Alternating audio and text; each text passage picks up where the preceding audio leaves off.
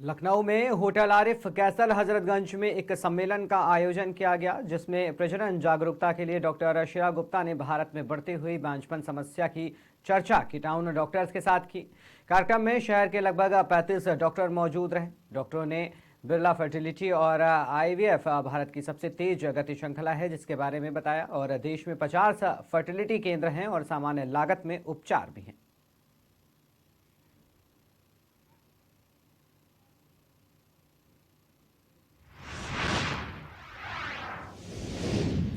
खबर मध्य प्रदेश के बालाघाट से है, जहां एक साल बीतने के बाद भी उच्च माध्यमिक शिक्षकों को वेतनमान का लाभ नहीं मिल पाया है। लाभ दिलाने की मांग को लेकर मध्य प्रदेश उच्च माध्यमिक शिक्षण संघ ने लोक शिक्षण संचालय आयुक्त के नाम कलेक्ट्रेट में ज्ञापन सौंपा। संघ प्रतिनिधियों ने जल्द से जल्द शासन के आदेशों को लागू करने की मांग की। आपका परिचय बताइए। मैं गिरधारी ठाकरे, उच्च माध्यमिक शिक्षक। आज हमारे जिलाध्यक्ष अरुण भगत जी के नेतृत्व में चूँकि 5 अक्टूबर 2023 से समयमान और अब्लिक क्रमोन्नति के वेतनमान मध्य प्रदेश स्कूल शिक्षा विभाग ने जारी किए थे, लेकिन आज दिनांक तक जो है हमें समयमान और क्रमोन्नति के आदेश जारी नहीं है। इसलिए हम लोगों ने आज जो है कलेक्टर साहब के माध्यम से आयुक्त महोदय को जो है ज्ञापन सौंपा है। और एक बात और आपका ध्यान आकर्षित करना करूँगा कि हमारे बालाघाट ज़िले में जो हमारे अध्यापक समूह के जो प्राथमिक शिक्षक है उनकी क्रमोन्नति के आदेश जारी हो चुके हैं, पूरे नहीं हुए हैं, लगभग 80% भी हैं, 20% बचे हुए हैं। लेकिन ऐसे हमारे ब्लॉक है कि जिनको क्रमोन्नति का लाभ मिल रहा है, लेकिन हमारे ऐसे कुछ ब्लॉक हैं जिनमें क्रमोन्नति का लाभ नहीं दिया जा रहा है। तो मैं आपके माध्यम से उन संकुल प्राचार्यों को और विकासखंड शिक्षा अधिकारियों से निवेदन करूंगा कि वो हमारे प्राथमिक जो शिक्षक हैं उनको क्रमोन्नति का लाभ अतिशीघ्र प्रदान करें।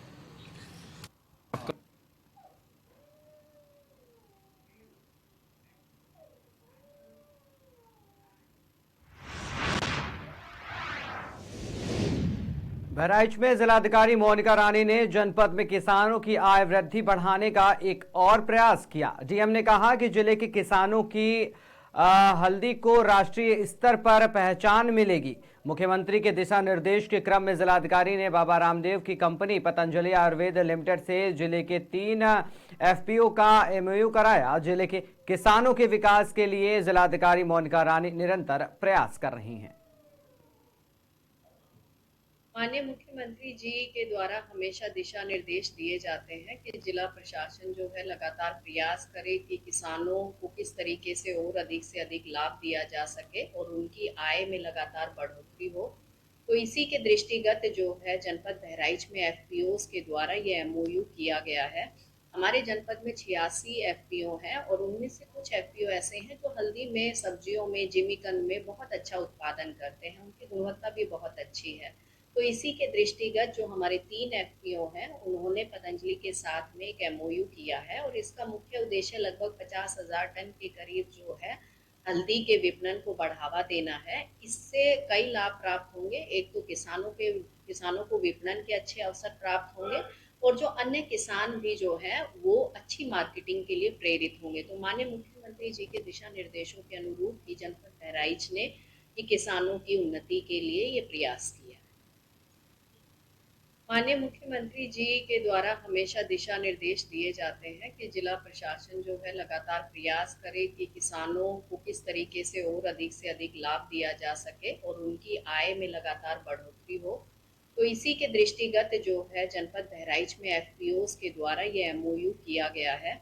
हमारे जनपद में 86 एफपीओ हैं और उनमें से कुछ एफपीओ ऐसे हैं जो हल्दी में, सब्जियों में, जिमीकंद में बहुत अच्छा उत्पादन करते हैं, उनकी गुणवत्ता भी बहुत अच्छी है। तो इसी के दृष्टिगत जो हमारे 3 एफपीओ हैं उन्होंने पतंजलि के साथ में एक एमओयू किया है और इसका मुख्य उद्देश्य लगभग 50,000 टन के करीब जो है हल्दी के विपणन को बढ़ावा देना है। इससे कई लाभ प्राप्त होंगे। एक तो किसानों को विपणन के अच्छे अवसर प्राप्त होंगे और जो अन्य किसान भी जो है वो अच्छी मार्केटिंग के लिए प्रेरित होंगे। तो माननीय मुख्यमंत्री जी के दिशा निर्देशों के अनुरूप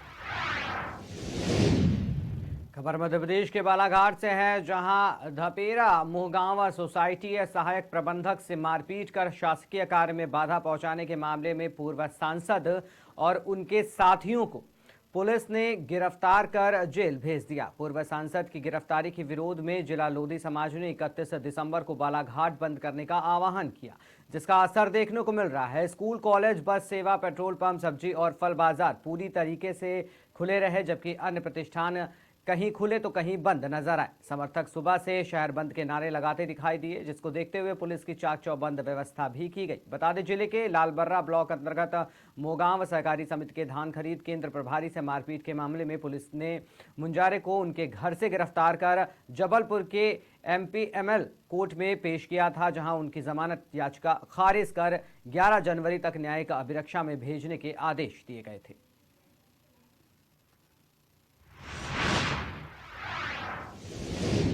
धार जिले के कुची तहसील के निसरपुर में संत शिरोमणि निराहार दादा गुरु तीसरी बार मां नर्मदा की परिक्रमा यात्रा पहुंची, जहां ग्रामवासियों ने दादा गुरु का जमकर स्वागत किया। ग्राम पंचायत सरपंच के साथ नगर के समाज सेवियों के साथ ग्रामीणों ने भी भक्तों का स्वागत किया। कड़ी पुलिस सुरक्षा के बीच दादा गुरु कड़कड़ाती ठंड में तन पर मात्र लंगोट पहनकर नर्मदा के प्रति अपने भाव जाहिर किए और मां नर्मदा के दर्शन मात्र से सुख शांति के अनुभव की बात की। साथ ही पर्यावरण को संजोने और बचाने की भी बात कही गई।